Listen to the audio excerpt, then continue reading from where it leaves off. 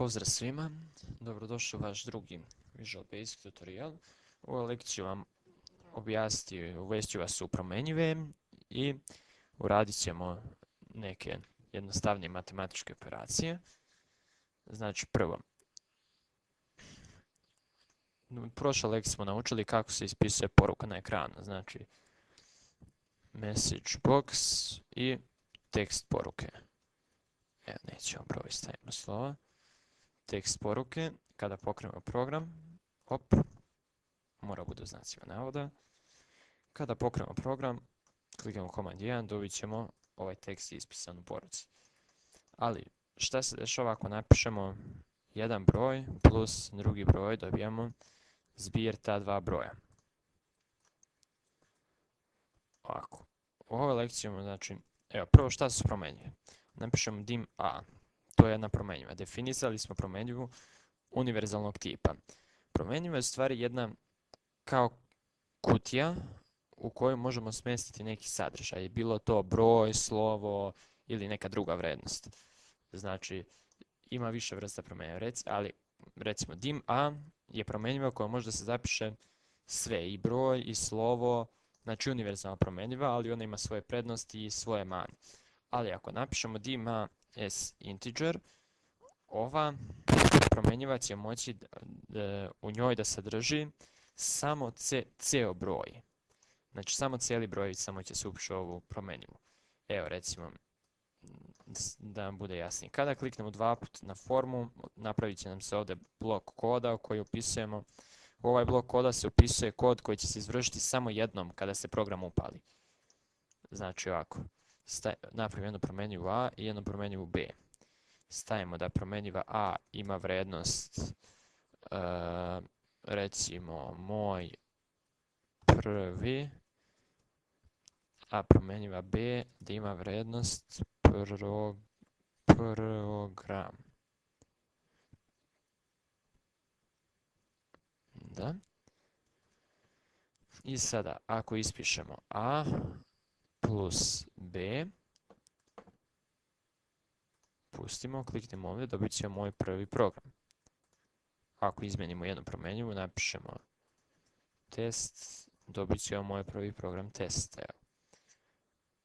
Ali ako te promjenjive upišemo broj, recimo 10 i 5, dobit ćemo zbir tih brojeva, 15. Sada, zašto je ovo korisno? Da recimo promijenimo tekst ovog dugmeta na saberi, onda napravimo još jedno dugme i u njemu ubacimo tekst oduzmi. Kliknemo dva puta na dugme oduzmi. I recimo ako hoćemo dva ista broja da klikom na jedno dugme da saberemo, klikom na drugo dugme ista ta dva broja da oduzmemo. Znači sad se vidite, 15 oduzmi minus 5. Znači ako imamo sada, kada bismo promijenili, ako imamo 30 dugmića recimo, na svakom dugmetu, zašto je ovo korisno? Ako imamo 30 dugmića, na svakom tom dugmetu bismo morali posebno da pišemo broj 5 i broj 10. Ali onda nastaje problem, zato ako recimo hoćemo da izmenimo vrednost 5 na vrednost 10, a vrednost 10 na vrednost 20, morali bismo to da uradimo 10 puta recimo, ili 30 puta na 30 dugmića, a u ovom slučaju izmenimo samo jednom. I sada kad se pokrene, 10 plus 20 je 30, 10 minus 20 je minus 10. Da. Prekinem. Ugasim program, prekinem. Ovako. Sada ćemo napraviti jedan kratak program koji sabira ili oduzima dva broja koja je korisnik uneo. Tu se upoznajemo sa novim objektom. To je polje za tekst. Ovako. Tekst 1 i tekst 2. Sada, napravit ćemo program koji će praviti zbir i razliku brojeva koji će biti uneti u ova dva polja. Svako Odmah to raščistimo. Znači svako polje ima svoje ime. Ime recimo ovog polja je text1. Objekt, svaki objekat. Znači ime ovog objekta je text1. I to, da vam bude jasno, znači text1, da ne pomiješate, text1 nema nikakve veze. Ime, znači objekt nema nikakve veze s onime što piše ovdje u ovom tekst polju. Evo, text1, da dokažem to. Možemo napišemo unesi prvi broj ovdje. Prvi broj ovdje. Napisali smo tekst prvi broj ovdje, ali ime ovog objekta je još uvijek text1. Znači ime objekta se poziva u kodu. Ako treba nešto da uradimo s ovim objektom, kucat ćemo text1. A kucat ćemo znači text1, nemam pojma, promijeni tekst ili obriši tekst ili nešto uradi sa tim, ugasi kroz objekat, nije bitno. A ovdje u tekst pišemo vrijednost koja će biti prikazana na ekranu. Sa prvi broj ovdje, sad ćemo to razjasniti, uskoro bit će vam jasnije u kodu. Drugi broj ovdje. Ovako. Ovdje. Sada, napravit ćemo, kliknemo ovako, dva put na text1 i ovo će se desiti, znači blok će se, koliko je u ovom bloku će biti određen svaki put kad god se nešto u ovom tekstu, u ovom polju za tekst izmeni. Znači recimo kada god ukucam nešto ovdje, kada god ukucam slovo ili razmak ili bilo šta, ili čak ako kliknem na njega, ne može kliknem na njega, to je već druga funkcija, pozvat će se kod koji je napisan u ovom bloku. Evo recimo ovako, message box test. Kada kliknem tu, ukucam F, test, razmak, test, broj neki test. I šta god uradim, ispisat će test na ekranu. Znači sada, recimo, ako hoću svaki put kada se sadržaj ovog polja izmeni, ako hoću svaki put da na ekranu u poruci ispišem sadržaj koji je u ovom, znači piše broj ovdje, ja ukucam broj ovdje 1, ovdje se ispiše broj ovdje 1.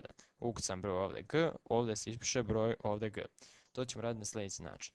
Znači, a jednako, text1.text, vrijednost promjenjive a će biti ovaj tekst ovdje. Znači, promjenjiva a će sadržati tekst koji se nalazi u ovoj promjenjivoj, u ovom polju ovdje.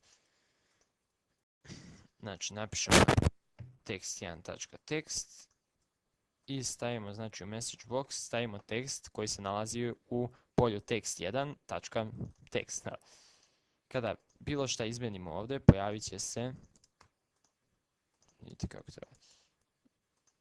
Da, to je stavim razmake, zato ništa ne izlazi, ovako. I kad god promijenimo tekst, on će se pojaviti ovdje u poruci. Sada, ovo nam neće trebati. Definisat ćemo, promijenit ćemo tip promjenjive a i b, da budu, prvo idemo ovako, nek ostanu univerzalni tip ove promjenjive. Ovaj kod koji je u ovom bloku odradit će se kada se tekst izmeni u ovom drugom polju ovdje. Znači, prvo što ćemo da radimo, dodat ćemo znači, da promjenjiva a ima vrijednost text1. Kada god se izmeni text1.text, znači kada god se izmeni tekst ovdje, promjenjiva a će dobiti vrijednost. Kada god se izmeni tekst u ovom polju, promjenjiva a će dobiti vrijednost teksta koji je u ovom polju. Znači, text1, ista stvar i za text2.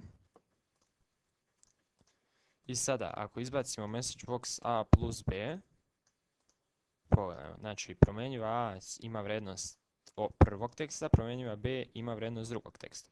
Pustimo. A plus b izbacit će 0, da, ali kada bismo radili, izbacit će 0, da, zato što mora bude brojni tip, ne može se tekst sabirati. Ali recimo kada bismo napisali ovako, message box text text1.text plus text2.text. Dobit ćemo prvi tekst, vrijednost iz prvog ovog tekst polja i vrijednost iz drugog tekst polja. Ali ako napišemo promjenjive, on to već pokušava da sabere, tako da neće raditi. Naprimjer, plus saberi, vidite 0. Ali ako ovdje bismo ukucali recimo broj 10 i ovdje broj, ne znam, 20, saberi,